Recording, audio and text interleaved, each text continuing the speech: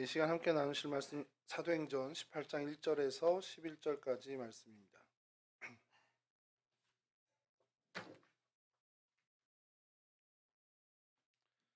사도행전 18장 1절에서 11절까지 말씀 저랑 한 절씩 교독하겠습니다. 그 후에 바울이 아덴을 떠나 고린도에 이르러 아고라는 본토에서 난 유대인 한 사람을 만나니 클라우디오와 모든 유대인을 명하여 로마에서 떠나라 하므로 그가 아내 브리스길과 함께 이탈리아로부터 새로운지라 바울이 그들에게 가매 생업이 같음으로 함께 살며 일을 하니 그 생업은 천막을 만드는 것이더라. 안식일 보내라 바울이 회당에서 강론하고 유대인과 헬라인을 권면하니라. 신라와 디모데가 마게도니아로부터 내려오매 바울이 하나님의 말씀에 붙잡혀 유대인들에게 예수는 그리스도라 밝히 증언하니 그들이 대적하여 비방하거늘 바울이 옷을 떨면서 이르되 너희 띠가 너희 머리로 돌아갈 것이요 나는 깨끗하니라. 이후에는 이방인에게로 가리라 하고 거기서 옮겨 하나님을 경외하는 디도 유스도라 하는 사람의 집에 들어가니 그 집은 회당 옆이라. 또 해당장 그리스도가 온 지방과 더불어 저를 믿으며 수많은 고린도 사람을 들고 믿고 세례를 받더라. 밤에 주께서 환상 가운데 바울에게 말씀하시되 두려워하지 말며 침묵하지 말고 말하라. 너와 함께 있으니 어떤 사람도 너를 대적하여 해롭게 할 자가 없을 것이니 이는 이 성중에 내 백성이 많음이라 하시니라. 함께 하시죠. 1년 6개월을 머물며 그들 가운데서 하나님의 말씀을 가르치니라. 아멘. 아멘. 오늘 저와 저희 함께 살펴볼 성경 속의 장소 그리고 또 사건은 고린도입니다. 우리가 잘 알고 있는 고린도 전후서의 그 고린도가 맞습니다. 먼저 이 고린도는 이제 코린도스라고 이제 발음을 헬라어로 해야 되는데요. 코린도스는 이제 뿌리라는 뜻을 갖고 있고요. 이 지명의 유래가 왜 뿔이 됐는지는 사실 뭐 아직 밝혀진 것은 하나도 없습니다. 이제 지리적인 위치는 이제 어느 정도 이제 여러분들 저희가 참 하다 보니까 이쪽 지도를 어느 정도 떠올리실 수 있을 것 같고, 펠레폰네소스라는 반도, 그러니까 저희 나라 한반도라고 하는 것처럼 그 그리스의 남쪽으로 이제 삐져나온 그 지금은 실질적인 섬이 돼버린 그 반도가 펠로폰네소 반도입니다. 거기에 있는 제일 주된 도시가 바로 이 고린도라는, 지금 현재도 이제 코린토스라고 제일 그 큰 도시인데요. 이게 이제 수도인 아테네에서 한 64km, 또 뭐 아테네 중심에서부터는 뭐 80km라고도 보긴 하는데 고속버스로 이동한 1시간 정도 거리라고 하더라고요. 그래서 그 지역을 오늘 좀 살펴보려고 하는데요. 뭐 이렇게 말씀드려도 어차피 저희는 지도를 봐야 되기 때문에 첫 번째 지도를 좀 펴주시면, 예, 잘 보이시죠? 이렇게, 예, 항상 거기서 거기입니다. 그 갱그리아는 지난번에 저희가 바울이 머리 깎은 곳이라고 한번 살펴본 곳이고요. 그래서 이 지도는 조금 두껍게 나왔는데요. 사실 저희가 그렇게 두껍진 않습니다. 6점 몇 킬로 정도밖에 되지 않기 때문에 아덴에서 고린도, 그러니까 아테네에서 고린도스까지 가는 그 사이가 굉장히 목이 얇아요. 저 그림은 제목처럼 두껍게 해놨는데 사실은 되게 얇아서 이 자리를 운하를 팠습니다. 여러분 세계 3대 운하를 아세요? 혹시? 세계 3대 운하. 운하요, 운하. 예. 예, 수에즈 운하가 있고요. 파나마 운하가 있겠죠. 예, 보통 이렇게 2대 운하라고 하는데 고린도 사람들 하나 더 붙여서 3대 운하라고 합니다. 그래서 코린토스 이 운하가 있어요. 그래서 이걸 먼저 좀 사진을 좀 보여드리겠습니다. 이게 설명이 좀 어려운데 다음 사진 좀 보여주시면요. 예, 여러분 이게 자연적으로 이렇게 발생된 것 같지는 않죠. 딱 보셔도 이 해협이 이렇게 되어 있습니다. 그래서 이 에게해, 이 이제 그리스의 동쪽에 있는 에게해와 그리스 이 반도의 서쪽에 있는 이오니아 해를 연결짓는 겁니다. 이게 운하를 좀 넓게 팠어야 되는데 사실 그래야 무슨 이런 컨테이너선도 왔다 갔다 해야 되는데 그 정도가 되지 못한 겁니다. 그러니까 당시 1800년대 후반이었는데 그때 당시에 이제 오스트리아의 어떤 회사가 이제 이걸 주도해서 했답니다. 그리스 의회에서 이제 말 그대로 예산을 확보하고, 근데 그 예산도 뭐 넉넉하지 못했겠죠. 그러다 보니까 협소하게 이제 운하를 파게 됐는데, 그러니까 요것이 사실 고린도에서 세계적으로 제일 유명한, 그러니까 기독교인들에겐 고린도 그러면 고린도 전후서 뭐 사도 바울이 뭐 목회했던, 그리고 사도 바울이 세우고 사랑장으로 유명한 그 교회로 저희는 유명하잖아요. 근데 이제 그리스도인이 아닌 세상 사람들, 그러니까 이 지구상에서는 이 고린도는 제일 유명한 게 뭐냐 그러면 이 운하가 제일 유명합니다. 그래서 이곳이 요즘 이제 굉장한 관광지로 각광을 받고 있다고 하고요.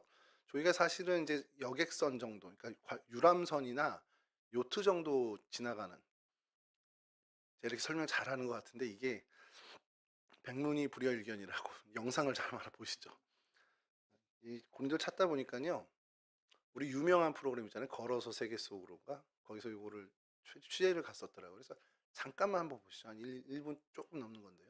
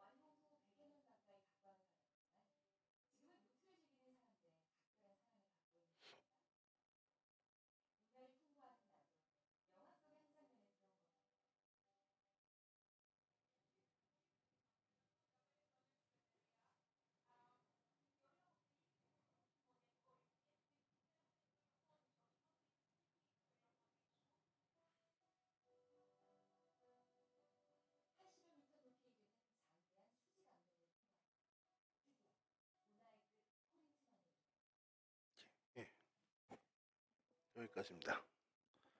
뭐 어마어마한 그 사실은 토목공사죠. 토목공사인데 그 첫 번째 지도 좀 다시 한번 이게 보시면 그 아테네가 이 그리스의 동쪽 편에 있는 항구 도시잖아요. 거기서 이제 이탈리아를 만약에 가게 된다 그러면 저 남쪽 펠로폰네소스 이 반도 끝까지 내려가서 그 바닷길로 해서 이 서쪽으로 가야 이제 이탈리아를 가는 건데 그 길을 단축하기 위해서 이 운하를 이제 건설을 한 겁니다.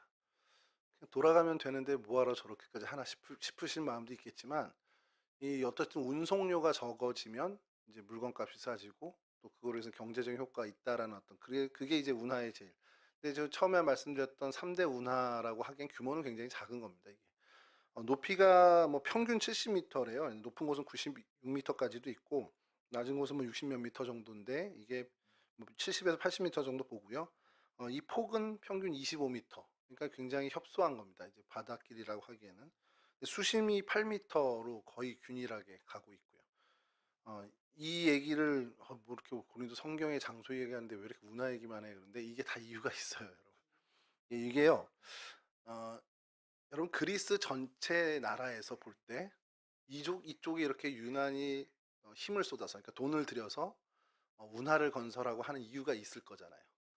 왜 그러겠습니까? 저희가 대규모 토목공사를 한다면 그 엉뚱한 데 가가지고 하진 않잖아요. 저희 나라도 할 때 뭐 사람도 안 살고 뭐 경제적 효과도 없다라는 데 가서는 사실 그렇게 하기가 어려운데 이 그리스 자체가 수도 아테네가 있고 또 위쪽 마게도니아 옛 마게도니아 지역도 있음에도 불구하고 이 펠로폰네소스 이 반도에 굉장히 집중을 하는 이유는 여기서 경제 효과가 일어난다는 겁니다. 그러니까 이제 고린도가 그 시절 사도 바울의 시절도 마찬가지지만 지금도 이곳이 그리스의 경제 정치의 중심지라고 보면 돼요. 그래서 이전에 아테네가 뭐 철학이나 어떤 학문의 중심지라고 하면 여기 이제 실질적인 실생활의 중심지였습니다. 이 중심지가 된 것이 사실은 이 이후에 고린도 문화나 모든 것에 굉장히 영향을 크게 끼치는데요. 그걸 오늘 좀 저희가 살펴보려고 합니다. 예를 들어서 고대에 뭐 그리스 뭐 도리아인이 정착했다라는 역사부터 여기는 시작합니다. 이 펠로폰네소스 이 반도는 그러면서 뭐 코르프, 뭐 시라쿠스, 식민지 이런 것들도 역사 보면 등장을 하는데요. 실제로 그것은 저희에게 너무 먼 얘기고 이제 주전이죠. 주전 BC 한 600년에서 600년 그 전후에서 굉장히 번영을 누렸던 도시로 이제 급부상을 하게 됩니다. 이 지중해 연안에 있어서 어떻게 보면은 이제 뭐 도자기라든지 청동 기구 이런 것들이 이제 그 발전하는 어떤 지역으로 대표적인 지역으로 떠오르게 되는 게 이제 여기가 온갖 이집트라든지 뭐 이쪽 가나안 그 팔레스티니아라든지 유럽 쪽이든지 다 집결하는 어떻게 보면 중심 항이 돼버린 거죠. 그러면서 여기가 이제 굉장히 번영을 누리게 되는데 이게 이제 나중에 로마에게 식민지화가 되죠. 그러면서 로마에서 여기를 좀 어떻게 폐허와 같이 어떻게 보면 함락을 시키게 됩니다. 어, 뭐 시저죠. 시저 저희가 알고 있는 시저가 로마를 이제 식민지로 하면서 이제 재건했다라는 이제 기록들도 있는데 어쨌든 이런 어떤 고대 역사에서 계속 여기가 중심에서 이쪽 세력, 저쪽 세력이 왔다 갔다 하면서 계속 침범도 당하고요. 여러 가지 이제 수출을 겪게 되기도 합니다. 근데 이제 가장 결정적으로 이곳이 쇠퇴되게 된 것이 주후 AD 521년에 지진이 일어나요. 이곳에 굉장히 큰 대지진이 일어나서 그 지진 이후로 급속히 쇠퇴하게 되고 사실상 어떻게 보면 나중에 이제 지금 튀르키예, 투르크 예전에 투르크 지금 터키라고도 하고 튀르키예라고 하는 그곳에 정복당하면서 지방 소도시 정도로 이제 되게 됩니다. 그리고서 이제 나중에 그리스로 이제 독립을 하게 되죠. 독립하게 되면서 이 고린도 옛 지역은 여전히 그냥 이렇게 개발이 되지 못하고 그곳에서 한 5km 정도 떨어진 곳에 신코린토를 이제 건설을 하게 됩니다. 이제 그러면서 이 운하도 이제 거기에 해당이 되겠죠. 그래서 1858년 이 구 고린도가 다시 한번 지진이 일어나면서 또 어떻게 보면 잔해들만 남게 되는. 그래서 그것을 복원 사업하는 것은 땅속으로 가라앉은 유적들을 들어 올리는 데 주력하는 복원 사업을 시작하게 되는 기록들이 있습니다. 그래서 고대 유적지들이 이제 저희가 이제 얘기하는 원래 이 성경에 등장하는 고린도는 구고린도입니다. 구고린도에는 여전히 지금은 그냥 어떻게 보면 폐허가 되어 있는 유적들만이 있고요. 그리고 그걸 또 잘 복원해가지고 볼 수 있게 관광지화했습니다. 그리고 실제로 사람이 거주하고 경제 활동이 일어나는 이 운하 중심으로는 신고린도라고 해서 그곳에는 저희들이 주목할 만한 것이 바울 기념교회 정도가 있습니다. 사진을 보면서 좀 설명을 해드리겠습니다. 다음 사진 좀 보여주시면 눈에 익숙하시죠? 저희 왜 그리스 신화 뭐 이런 거 보면 이거 비슷한 거 항상 나오는 이게 아폴로 신전입니다. 아폴로 신전인데 이 고린도에 있는 이 아폴로 신전이 주목을 받는 것이 그 그리스 올림피아에 있는 헤라 신전이 제일 오래된 신전이고요. 그 다음에 두 번째로 되게 오래된 신전이 바로 이 고린도에 있는 아폴로 신전이라는 겁니다. 이 아폴로 신전이 굉장히 여러분 거대 보이죠. 일단 보셔도 사진으로 봐도 이게 기둥이 다 없어지고 38개의 그 기둥이 있었는데 그건 이제 다 없어지고 이렇게만 남았다라는 겁니다. 이 규모를 볼 때 이 도시가 그 시절에 얼만큼 큰 위상을 가지고 있었 도시인지를 이제 보게 된다는 것이죠. 다음 사진을 보면은 여기 도시의 잔해인데 여러 건물들 또 길을 이제 돌로 길을 닦은 것들 그런 여러 가지를 좀 보게 된다라는 겁니다. 그리고 저 높이 뒤에 있는 산이요. 산 같은 곳을 좀 여러분 기억 좀 해주시고 이따 다시 말씀드릴 텐데 그 산을 좀 주목해 주시기 바라고요. 다음 사진인데요. 이건 저도 요번에 좀 조사하면서 알게 됐는데 이게 실제로 유적에서 발견된 겁니다. 근데 왜 하나같이 머리만 없죠? 그래서 처음에 이 사진을 보고 온 사람들이 오해하는 것이 이 석상을 만들었는데 이 목만 다 잘렸나 보다. 이렇게 생각을 하시는데 실제로 이제 고고학자들이 연구하다 보니 이게 그것이 아니라 각 로마의 귀족 집에 그 주인의 얼굴을 한 이제 석상을 저희 나라 옛날에 문패 달듯이 그렇게 세운다는 거예요. 그러니까 몸은 만들어 놓는 겁니다. 이 조각가들이 몸은 만들어 놓고 누가 주문이 들어오면 그분 얼굴을 조각해서 갖다가 배달하면서 얹어 놓는다는 거죠. 이게 이렇게 좀 제가 보면서 이거 되게 재미난 일이구나. 그러니까 오늘날 예를 들어서 뭐 3D 컴퓨터로 이렇게 얼굴 해주는 거 있잖아요. 그런 거 이제 미리 이제 제품을 만들어 놓는 거죠. 얼굴만 안 해놓고. 그럼 이제 제가 주문을 하면 제 사진을 보내주면 제 사진을 맞춰서 깎아서 저한테 보내주고 이런 어떤 그 석상 문화가 있었다라는 게 고고학 연구로 이제 밝혀졌고요. 그 다음 사진을 보여주시면 이런 이런 유물들이 굉장히 많이 출토가 됐다는 거예요. 발 모양, 손 모양, 뭐 귀 모양, 뭐 여러 모양이 출토가 되는데 여러분 어떤 것 같습니까? 이게 그러니까 잘려 나간 게 아니고 요렇게 조각을 해놓은 조각들이 많이 발견된 거예요. 이게 완제품으로. 이게 이때의 고린도의 또 문화를 이제 보게 되는 건데요. 여러분 코가 아프면 어디 가시죠? 병원 어느 병원 가시죠? 코 아프면 예, 이비인후과 가시죠. 눈이 아프면 안과를 가시고, 그럼 이가 아프면 치과를 가셔야죠. 저 때 당시 발이 아프면 어떻게 했을까요? 족부정형외과를 안 가고 발 모양 저거를 만들어서 재단에 가서 바치는 겁니다. 내 발이 아프니 이제 고쳐주세요. 그런 문화였습니다. 손이 아프면 손 모양을 이렇게 조각해서 신전에 가져가서 드리는 겁니다. 그러면 내 손이 아프니 그것 좀 치료해달라고. 그런 문화, 아픈 부위를 바치는 그런, 사실 이방 종교죠. 이제 그런 문화가 있었다라는 것을 이제 고고학적으로도 밝혀냈다라는 겁니다.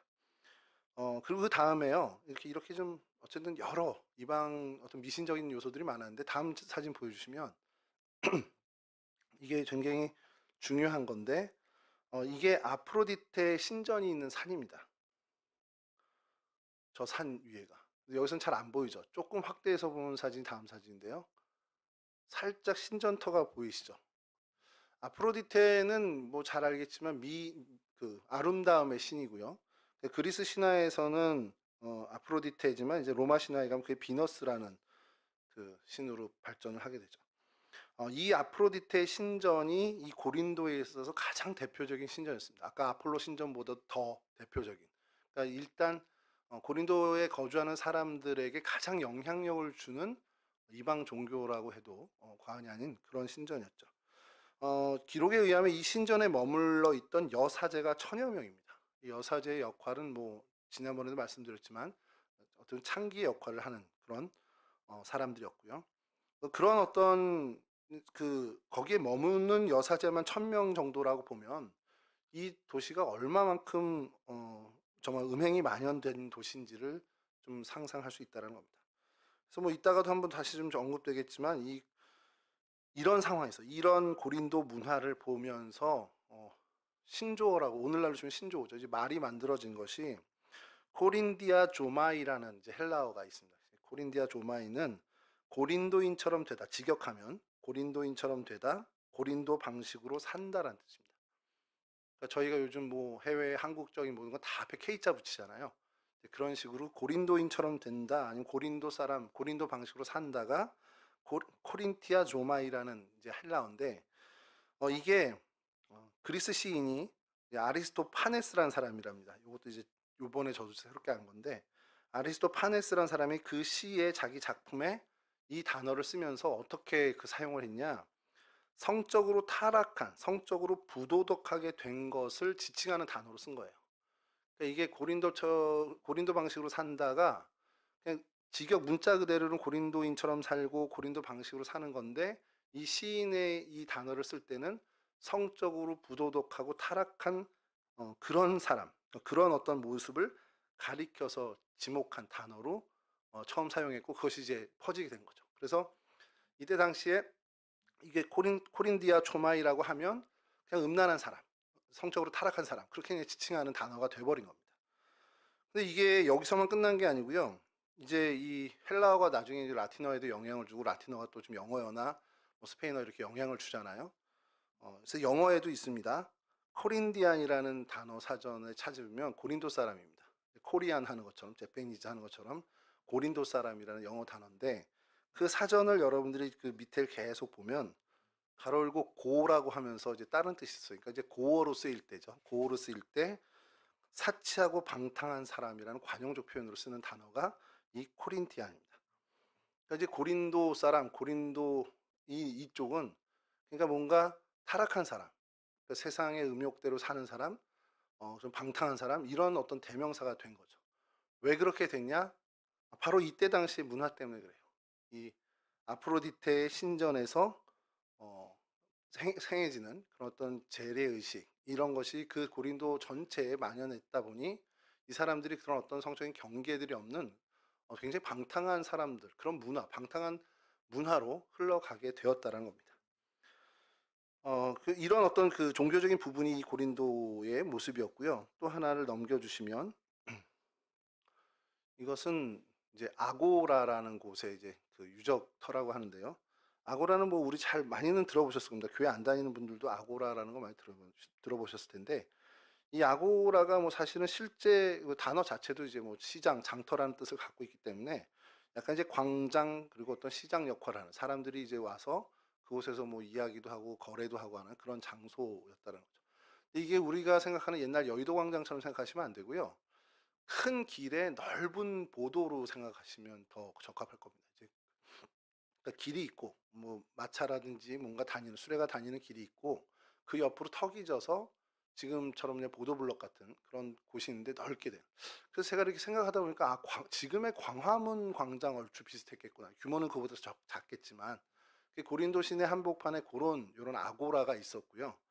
그리고 그 아고라에 다음 사진 보여주시면 요 사진하고요. 요 다음 사진이 똑같은 건데 요게 뭐냐면 비마라고 해서 재판정입니다. 재판정. 그러니까 광장 이렇게 어떻게 보면 큰 넓은 그 광화문 광장 같은 그곳의 한 켠에 이런 어떤 한 단위 위로 올라간, 그러니까 이 비마가 베마라고 이제 그 성경에 쓰이는 베마인데 이게 연단이라는 뜻을 갖고 있어요. 단어로는. 그래서 한 칸 올라가 있는, 지금 여기처럼 이렇게 올라와 있는 그런 연단인데 어, 갈리오 총독, 그러니까 갈리오가 아가야의 이제 총독으로 와서 바울이 이제 유대인으로부터 고발을 당해서 이제 광장으로 끌려가는데 거기서 성경에선 법정으로 끌려갔다고 나옵니다. 그 법정이 베마라는 단어를 쓰였고 바로 그것이 이곳이라는 거죠. 그래서 여기서 사람들을 재판을 하는 거예요. 광장에서 사람들 모이는 데서. 그래서 뭐 그 내가 상관하지 않겠다 이제 뭐 갈리오는 그렇게 얘기해서 유대인이 니들 알아서 해라고 해서 뭐 때리니까 그것도 이제 뭐 관여도 안 하고 그런 이제 기사가 사도행전에 나오는데, 예, 요런 장소가 아직도 그래도 어쨌든 보존이 되고 있다는, 뭐 복원한 부분도 있고 한데 여전히 그래도 구 고린도에 남아 있고요. 저 뒤에 그 산은 계속 아직도 남아 있습니다. 예, 그 다음 사진이 이제 구 고린도에서 신고린도로 가면 신고린도에서 이렇게 예배당을 하나 지었는데 이게 바울 기념교회입니다. 교파가 어딜까요? 세준 형제 왔어야 되는데. 네, 그리스 정교죠. 이제 동방교회입니다. 근데 여기 독특한 것을 어느 분이 한 블로그에 올려주셔서, 이분이 한국 사람이니까 이걸 찍어온 것 같아요. 제가 볼 땐. 다음 사진 보여주시면 글씨는 안 보이죠? 굉장히 이제 촘촘하게 글씨가 있습니다. 힌트를 드리면 사람 이름입니다. 뭐가 쓰여 있는 것 같습니까, 여러분 혹시? 그 상상을 여러분 조금 확대된 사진 하나 다음 사진 보여드릴게요. 이제 이건 이렇게 되면 이제 유정희 장로님을 읽으시겠죠. 제일 첫 번째 여기 있는 그거만 힌트를 드리면 아포스톨로스입니다. 아포스톨로스, 그 다음에 파우로. 네, 바울 사도입니다. 두 번째 이름이요. 두 번째 이름이 누구겠습니까, 여러분? 헬라 이름은 아폴로스. 아볼로죠, 아볼로. 첫 번째가 사도 바울이고 두 번째가 아볼로예요. 세 번째 보니까 이름은 신라라고 되어 있습니다. 네 번째는 소스데네스. 뭘까요? 역대 담임자 이름입니다. 우리 교회, 이 교회의 초대는 사도 바울이었고요. 2대 목회자는 아볼로였고 3대 목회자는 신라였고 4대 목회자는 소스데네였습니다. 시그마가 지금은 이렇게 돼 있는 건데 그때 당시엔 이렇게 하고 가운데 C자의 가운데 이렇게 하나 긋는 게 헬라 고어에서 그렇게 쓰입니다. 그래서 다음 사진 보여주시면요, 이건 더 가까이, 그래서 이건 나중에 사진으로 올려드리겠습니다. 예, 다음 사진 보여주시면, 예, 요거는 고린도전서 13장을 적어놓은, 이거는 뭐 나중에 확대해서 보셔야 되는데, 예, 요렇게 돼 있습니다. 요런 이제 신고린도에 가면 요 바울 기념, 저는 그래서 재미난 게 고린도 교회 담임자가 실제로 이렇게 있었던 건가라는 생각을 하는 거죠. 뭐 교회 이제 사도행전을 보고서 이제 하신 거겠지만 그만큼 이제 바울 기념 교회를 해 놓고 이 교회가 초대는 이렇게 됐다. 그러니까 그때 당시 고린도 교회 공동체가 이어져 온 건 아닙니다. 이어져 온 건 아니고 그냥 기념하기 위해서 이렇게 한 건데, 그러니까 저 교회 역사가 뭐 1000년, 2000년 됐다 이렇게 할 수는 없는 거죠. 제가 이거 이제 이 고린도 교회는 조금 준비 시간을 좀 가졌던 게, 제가 자신이 없었던 부분이라 이 고린도 교회 도저히 이쪽 그리스 쪽은 모르겠어요. 팔레스틴 쪽하고는. 그래서 조심했는데 우연히 요거를 발견하면서 어느 분이 블로그에 굉장히 잘 올려주셨더라고요. 그래서 그걸 보면서 아 그래 이런 문화가 쟤네도 있구나. 이제 여기서부터 이제 유튜브 꺼야 될 상황일 수도 있는데, 용두동 교회에 제가 있었잖아요. 용두동 교회가 120년 가까이 돼 110 몇 년입니다 지금. 그렇게 얘기를 하시거든요. 근데 제가 그걸 동의를 잘 못해요.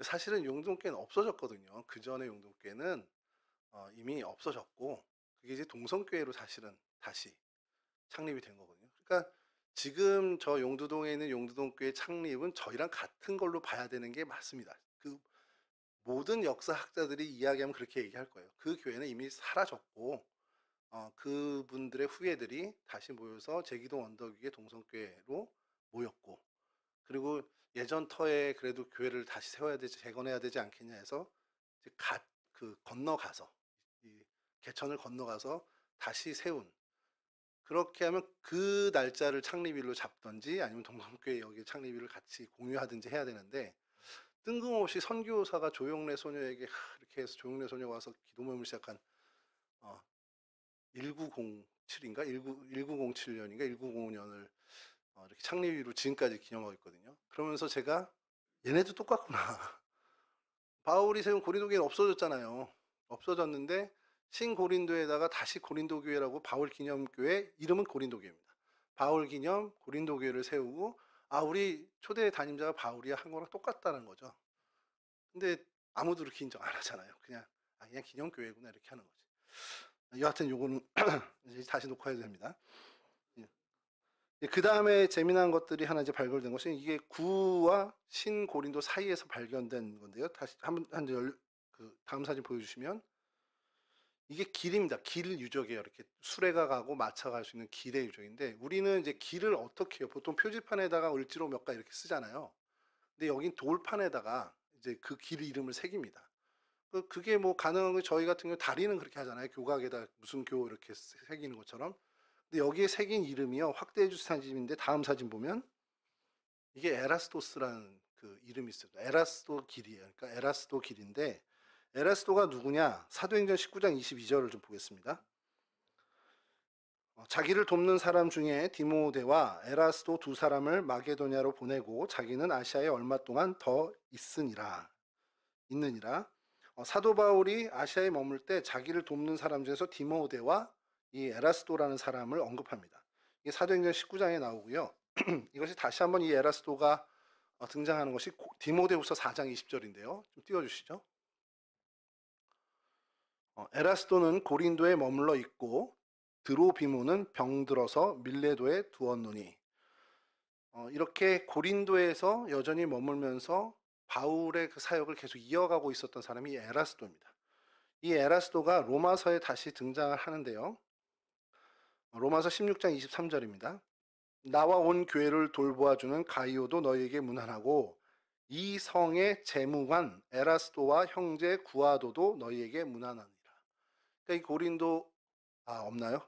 16장 23절 제가 못 드렸나 보네요. 로마서 16장 23절에 이 에라스도를 이 고린도 성의 재무관이라고 얘기합니다. 오늘날 치면 이제 기획재정부 장관 정도 되는 사람이겠죠. 그래서 이제 고고학자들은 어떤 상상력까지 하냐면 이 사람이 그래도 그 당시에 영향력 있었던 사람이고, 그래서 이 사람의 이름을 딴 길이 있었다라고 생각을 합니다. 그러니까 그러면서 이제 성경학자들, 성서 고고학자들과 이제 협업이라고 해야 되나 같이 얘기하는 이야기는 이 에라스도라는 사람이 실존하는 인물이었다라는 거. 이제 그거에 대한 근거로 이 길을 이야기합니다. 그 사진 계속 보여주시죠. 그래서 헬라어로 이렇게 에라스도라고 써 있는데 또 잘 안 보이네요. 또 거꾸로 찍어놔가지고.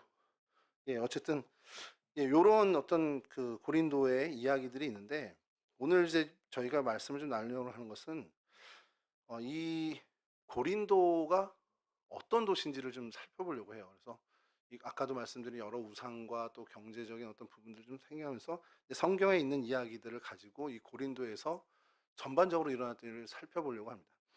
먼저 고린도는 바울이 방문한 것으로 이제 성경에 처음 등장을 하게 됩니다. 그래서 바울이 방문했다라는 거에 가장 큰 의미가 있는 거죠, 성경적으로 보면.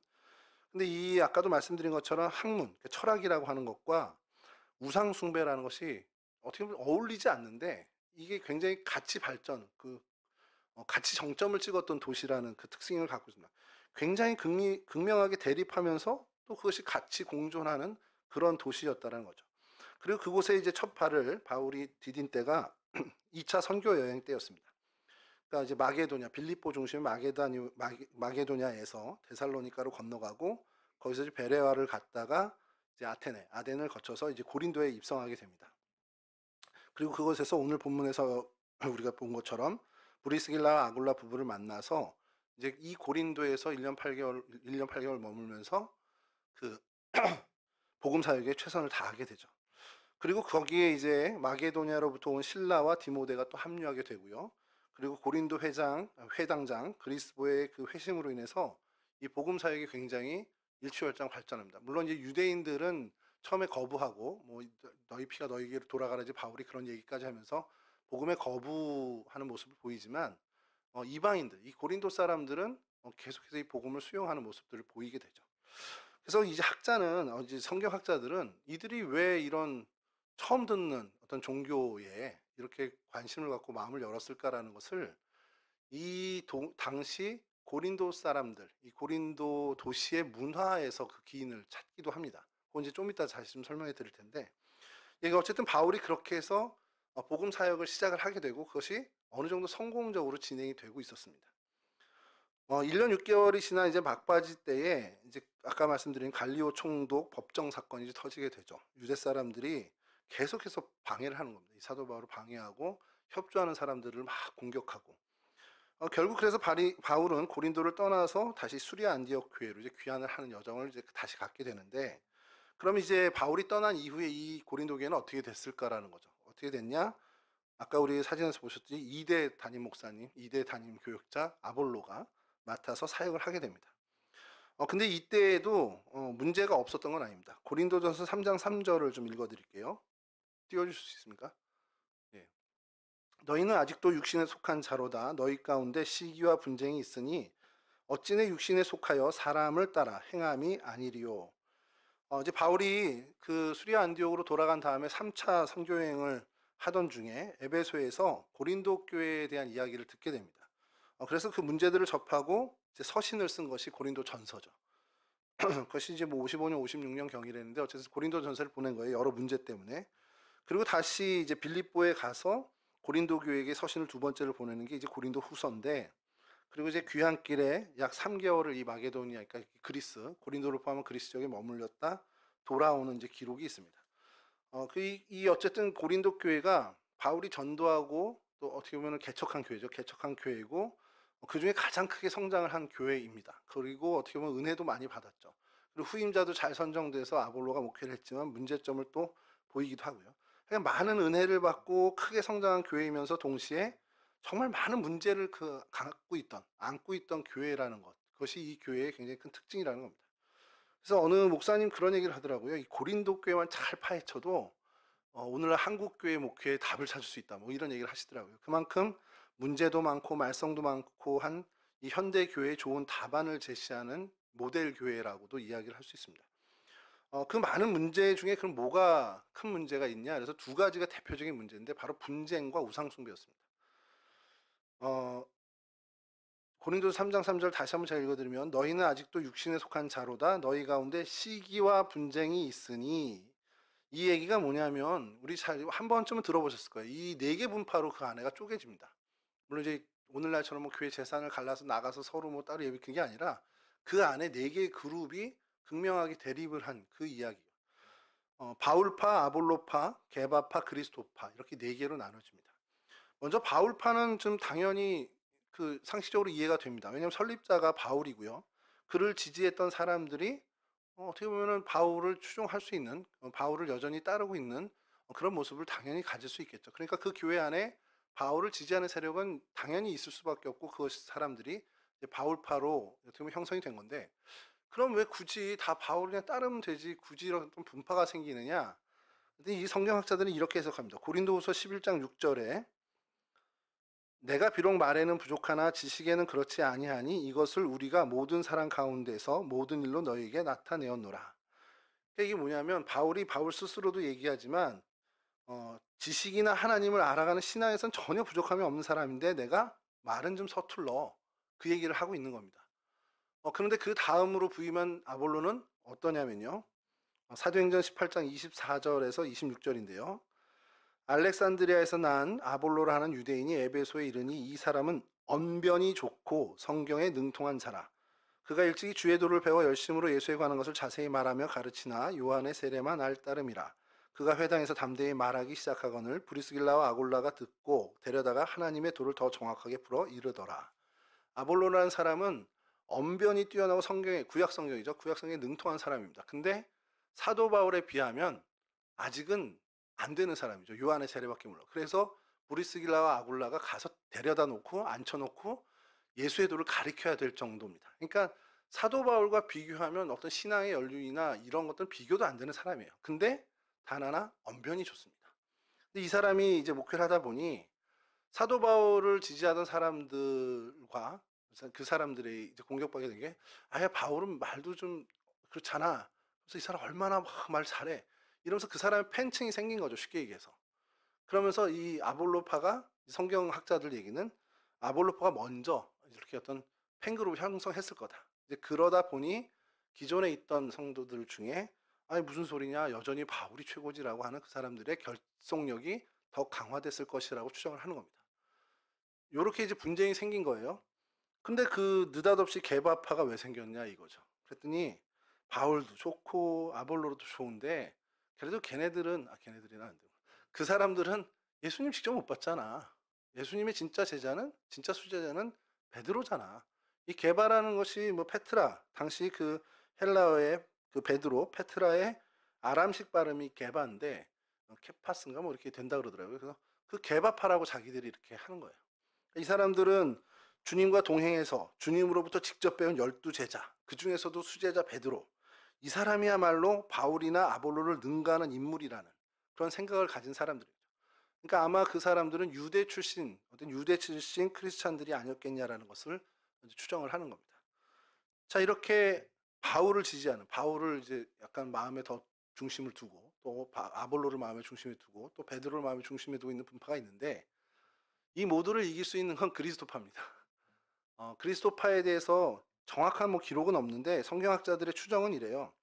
그리스도에 속한 자라고 주장하는 사람들인데 이 사람들은 아마도 예수 그리스도의 가르침을 직접 들었던 세대의 사람들이거나 그 어떤 뭐 기적들을 체험한 예수님의 뭐 오병이어 사역이라든지 여러 것들 그 팔레스틴 지역에서 경험해 와서 이곳까지 온 사람들일 수 있고 또 아니면 주님의 부활을 직접 목격했다거나 하는 등의 예수님이 공생했던 활동하실 때 어쨌든 접촉점이 있었던 사람들의 무리일 거라고 추정을 합니다. 그러니까 직간접적으로 관계가 있던 이 사람들이 무슨 소리야? 예수님이 최고지. 그리스도를 따르는 게 최고지. 이렇게. 근데 여러분 이게 이 네 분파가요. 다 틀린 사람들인가요? 어쨌든 간에 이 네 분파는 다 하나님을 향해서 그 신앙생활에 열정을 가진 사람들이었다는 거예요. 근데 그 열정이 분쟁이 되고 교회를 쪼개고 교회의 질서가 깨어지고 그 교회의 견고한 평화를 깨는 그러한 일들이 됐다는 걸 바울이 보고 마음 아파 권면한 서신이 바로 이 고린도 전서라는 겁니다. 고린도 교회가 하나님을 향한 신앙이 있고 열정이 있고 받은 은혜도 많은 건 좋은데 그런 어떤 은혜를 자신들이 잘못 사용하게 된 대표적인 분쟁을 일으킨 교회가 되어버렸다는 겁니다. 누가 기뻐하겠습니까? 이렇게 분쟁하는 거 하나님이 기뻐하시겠냐는 거예요. 그 안에 있는 성도들이나 목회자도 기쁘겠습니까? 교회 질서가 다 깨지고 교회 안에 있던 평안이 다 사라지게 되는 어쨌든 간에 이건 교회를 어지럽히는 하나님의 어떤 역사를 가로막는 일이 된다는 거죠. 그것이 이 교회의 가장 큰 문제였던 분쟁이라는 문제였습니다. 또 하나는 우상 숭배의 문제인데요. 이 고린도의 우상 숭배는 아까 말씀드린 것처럼 오늘 저희들뿐만 아니라 일반적인 그 믿지 않는 현대인들에게까지도 어떻게 보면 고린도 이거는 그냥 그런 불량한 사람들 이렇게 지칭하는 단어가 될 정도로 이 우상 숭배가 만연했던 동네라는 겁니다. 헬라라는 문화권에 있었고 또 애굽에서도 여전히 그러니까 이집트 영향력도 받고 또 동쪽에 있는 시리아 쪽에서 수리아 쪽에서도 계속 사람들이 유입되면서 그쪽 문화도 여기서 접점이 되고요. 그리고 팔레스틴 지역의 사람들도 여전히 왕래가 있어서 그러니까 헬라, 애굽, 시리아, 가나안 그리고 이쪽의 문화들이 다 뒤섞여 있는 동네가 됐다는 거예요. 그러니까 어떤 표현으로는 인종 전시장이라고 표현을 하더라고요. 고린도를 보면서 고린도 도시는 인종 전시장이라고 이렇게 얘기합니다.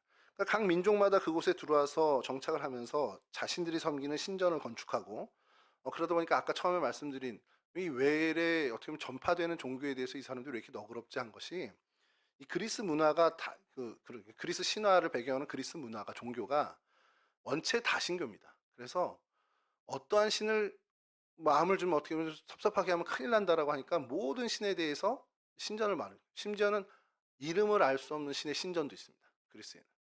그러니까 그만큼 이제 모든 어떤 그런 걸 포교하는데 그런 이유가 이들이 해양 문화 사람들이라는 거예요. 해양 문화를 갖고 있다 보니까 뭐 그리스 신화도 이제 발전됐고요. 그러니까 어떠한 뭐든지 다 이제 신이 관여된다라고 생각을 하는 겁니다. 그러니까 여러분 이 아까 운하 얘기를 왜 드렸냐면 이 에게해와 이스해를 연결하는 거잖아요. 근데 이게 초창기에 돈이 없어서 안 된 게 아니고요. 아주 초창기에는 뭐 네로 황제 이후에도 몇 번 시도가 됐었는데 이쪽 바다신과 이쪽 바다신이 충돌한다는 거예요. 그럼 싸움이 나면 큰일 난다는 거죠. 괜히 우리가 피해봤잖아. 그래서 안 한 중단됐다는 기록이 있습니다. 그러니까 그 정도로 이들은 우리로 치면 정말 뭐 다신론에 뭐라 그래야 돼요? 뭐 모든 것에 다 신이 깃들여 있다라고 생각하는 거죠. 여하튼 그런 문화에서 뭐 애굽의 이시스 신, 에베소의 아데메 신, 수로보니기의 뭐 아스타로 신, 뭐 이런 신전이 여전히 있었고, 뭐 포세이돈이나 아폴로 신이 있었던 거는 뭐 신전이 있었던 건 말도 못하고요. 그리고 그 아까 말씀드린 것처럼 그 아까 높은 산 있죠. 그 산 이름이 아크로코린도입니다. 아크로코린토라는 이제 언덕 이름인데 해발 575m.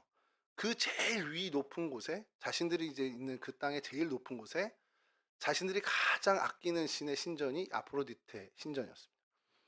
말씀드린 것처럼 그곳에 온갖 천여 명의 여사제를 통한 온갖 음행이 이제 만연된 거죠.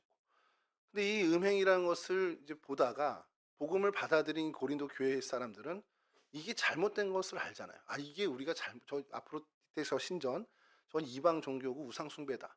그걸 알기 때문에 그것과 거리를 두고 선을 그으려고 애를 썼겠죠. 자, 그러면서 발생된 일이 뭐냐? 고기 문제가 이제 육식 섭취 문제가 발생이 됩니다. 이제 사도 바울이 직접 언급하게 된 첫 번째 우상 숭배의 문제인데 당시에 그 고린도 시장의 경제는 도축을 하게 되면 그 고기를 일단 신전에 갖다 바칩니다. 그 아프로디테 신전을 포함한 여러 신전이죠. 바치고 난 그 고기가 이제 시장에 유통이 되는 거예요. 그러다 보니까 시장에서 어쨌든 내가 직접 잡아서 내가 각을 두고 먹는 고기가 아닌 이상 이거는 신전에 바쳐졌던 고기입니다. 자, 근데 여기에서 문제가 생기는 것이 이제 사도 바울이 얘기하는 게 그거예요. 이게 아무 문제 없는 거로 받아들이는 사람이 있는 거예요. 야, 그게 무슨 신이 아니잖아. 그러니까 실제로 바쳐진 게 아니야. 사람들이 그냥 퍼포먼스를 한 것뿐이지. 신은 오직 하나님뿐인데 하나님만이 참 신인데 그게 뭘 바쳐주고 그거 아무 의미 없어. 이렇게 생각하는 신앙의 어떤 참 자유를 누리는 사람도 분명히 있죠. 신앙의 성숙도가 다르니까. 근데 그게 도저히 안 되는 사람도 있다라는 겁니다. 그 사람들을 위해서 교회 공동체가 배려가 없는 부분들이 있었던 거예요. 나는 하나 꺼림직한 게 없어요. 자유해요. 그래서 사실 그게 맞는 걸 수도 있고요. 근데 그렇게까지 신앙이 아직 성숙하지 못한 지체들이 분명히 교회 안에 있습니다. 그들에 대한 배려가 없이 우상신전에 가서 자유롭게 고기도 먹고 하는 사람들이 있다는 거죠. 그러면서 그러한 모습으로 인해서 아직 연약한 신앙에 가진 사람들이 어떻게 상처받고 그 상처받으면서 실족하게 되는 일들이 벌어지게 됐다는 거예요. 그래서 이 우상숭배의 문제가 여전히 이 고린도 교회 안에서의 문제가 됐고 또 하나는 그 만연된 음란한 그 만연된 문화가 이 고린도 교회 안에도 들어왔다라는 거예요. 이거는 그냥 제가 읽어드리겠습니다. 고린도서 5장 1절인데요. 사도 바울이 고린도 교회 교인에게 보내는 지적하는 잘못입니다. 너희 중에 심지어 음행이 있다 함을 들으니 그런 음행은 이방인 중에서도 없는 것이라 누가 그 아버지의 아내를 취하였다 하는도다. 그러니까 그러니까 아버지의 첩을 취한 일이 이 교회 안에도 있었다라는 것을, 그 정도로 이 음행이 만연된 도시라는 것을 지적하는 일입니다. 자, 이런 어떤 문제가 가졌던 이 고린도 도시, 그리고 고린도 그 안에 있던 교회인데, 시간이 좀 더 필요하지만 그래도 오늘은 좀 말씀을 드리고 가야 될 것이, 이 고린도 교회, 교만해진 사람들이 살던 이 도시, 그 교만의 이유는 결국엔 아까 말씀드린 것처럼 경제의 어떤 중심으로 인해서 부가 축적되고, 부가 축적되면서 그들이 넉넉해진 삶을 살면서 이와 같은 일이 벌어졌다는 거죠. 근데 인간이 실제로 그래요. 잘 돼지고 넉넉해지면 목이 고다지고 마음이 자고해 스스로 높아집니다. 그리고 그 번영과 풍요가 내가 뭔가 뛰어나서 생긴 거다라는 교만이 생기게 되죠. 저도 뭐 얼마 전에 경험인데, 어려서부터 이제 교회에서 친했던 형이고, 근데 요즘 굉장히 잘 나가는 펀드 매니저가 돼 있더라고요. 그래서 어떻게 오랜만에 연락이 돼서 한번 보게 됐는데, 옛날 그 형이 아니에요. 그냥 굉장히 저를 비즈니스적으로 대하고, 뭔가 어려워서 찾아온 사람처럼 대해서 에이, 내 다시는 안 본다고 돌아온 기억이 있는데, 사람은 그렇습니다. 근데 여러분, 우리가 알지만 우리가 살아가는 데의 모든 번영과 영광이나 이런 모든 것의 근본은 하나님이시라는 걸 우리는 잘 알잖아요. 우리의 어떤 그 모든 복의 근원은 하나님이시고, 모든 만물의 주인은 우리 여호와 하나님이신데, 그걸 잊게 되면 이 고린도 사람들처럼 때 아닌 풍요로운 삶을 가지고 스스로 높아지는 교만한 사람들이 된다라는 겁니다. 그래서 고린도전서 15장 10절에 이 고린도 교회 교인들에게 바울이 정말 권면하는 것이 이겁니다. 그러나 내가 나 된 것은 하나님의 은혜로 된 것이니 내게 주신 그의 은혜가 헛되지 아니하여 내가 모든 사도보다 더 많이 수고하였으나 내가 한 것이 아니요 오직 나와 함께 하신 하나님의 은혜로라. 그러니까 하나님의 은혜로라, 이 깊은 깨달음이 있어야 된다는 것을 고린도 교회에 강조하는 겁니다. 왜냐하면 고린도 교회 사람들이 속한 그 고린도라는 도시가 그냥 교만해지기 너무 쉬운 그런 배경과 환경의 도시였다는 겁니다. 그래서 그렇게 너희 아니야, 생각해봐. 니네 환경과 상황, 여건, 형편 다 하나하나 따져봐. 그거 니네가 한 거야? 아니야, 하나님이 주신 거야. 그럼 이게 다 은혜라는 고백을 해야지. 모든 것 하나님이 하셨습니다라는 고백을 하라라는 겁니다. 이런 어떤 권면을 하고요. 그리고 고린도 교회가 말씀드렸던 것처럼 우상숭배 그 음란이 만연돼 있었잖아요. 가장 높은 그 아크로고린도라는 정상에 그 아프로디테 신전을 세워놓고 우상숭배를 그냥 공개적으로 그냥 모두가 다 경계 없이 우상숭배를 하는 도시였습니다. 아까 말씀드린 것처럼 그냥 고린도 사람 같다라는 것이 음란한 사람의 대명사가 된 정도로 역사적으로도 아주 타락한 그런 도시였다라는 거예요. 그리고 그것이 침투해서, 일상의 침투해서 아까 육류 문제라든지 또 어떤 아버지의 첩을 취한다는 어떤 그런 이방인들조차도 하지 않는 음행과 역행을 한다라는 것을 이야기합니다.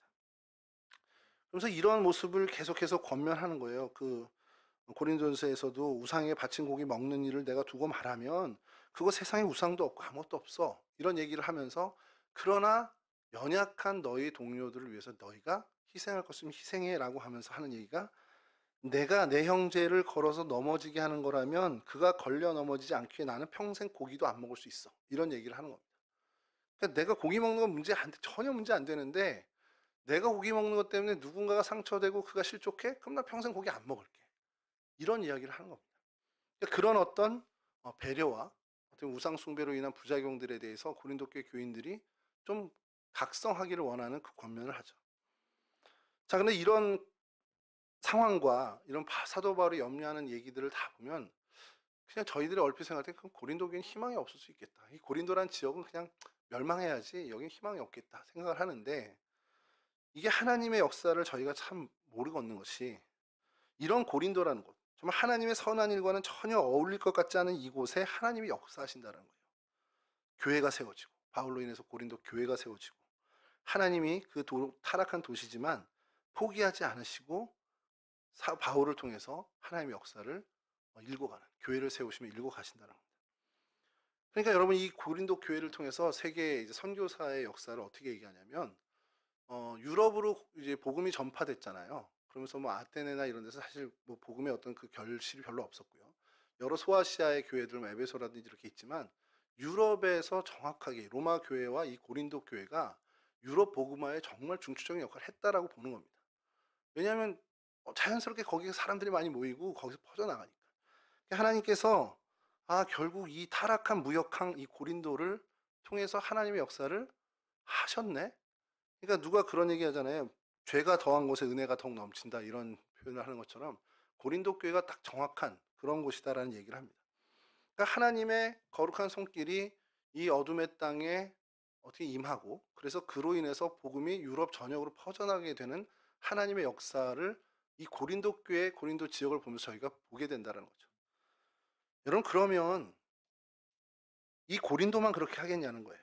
고린도 교회의 모습을 보면서 대한민국은 안 떠오르냐는 거죠.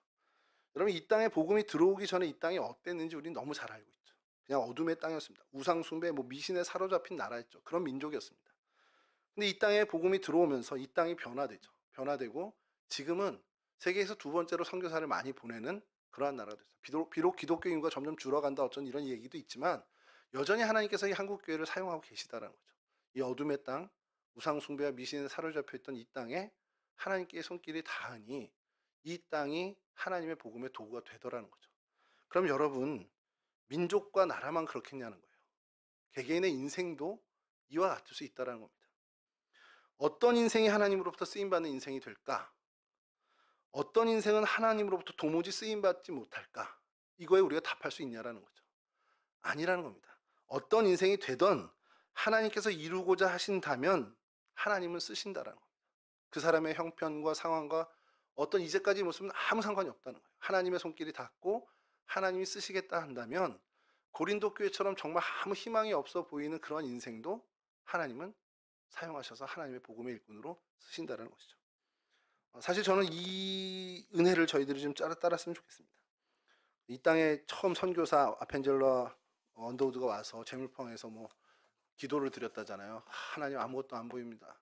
그런데 그 희망을 보고 그곳을 기도하면서 했던 그 기도가 사실 오늘날 이루어진 걸 보면서 우리의 인생도 우리가 이렇게 고린도처럼 절망적이진 않잖아요. 그래서 하나님의 손길이 내게 닿기만, 내 인생에 닿기만 하면 우리는 하나님으로부터 쓰임 받을 수 있다.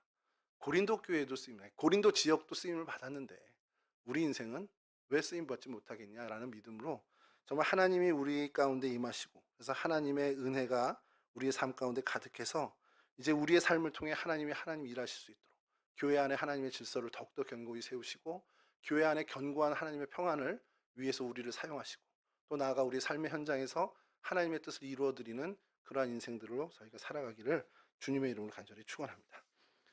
찬송가 384장 함께 부르시겠습니다.